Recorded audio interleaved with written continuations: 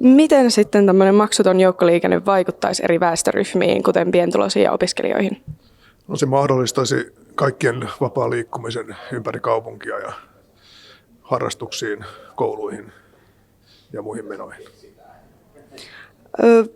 Voisiko maksuton joukkoliikenne osalle, esimerkiksi lapsille ja vanhuksille, toimia tehokkaana välimallina kun kohti täysin ilmaista joukkoliikennemallia? Välimallina en usko, koska kyllä se pitäisi olla silloin kaikille täysin saman mahdollisuus, riippumatta omasta sosiaalisesta ryhmästä tai mistään muusta. Kyllä.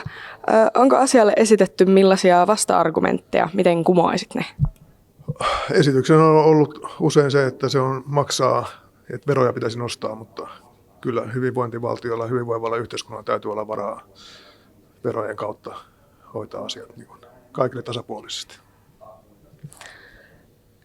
Onko mahdollista, että käyttäjämäärät kasvavat sitten maksuttoman joukkoliikenteen myötä niin paljon, että joukkoliikenteen laatu laskee huomattavasti?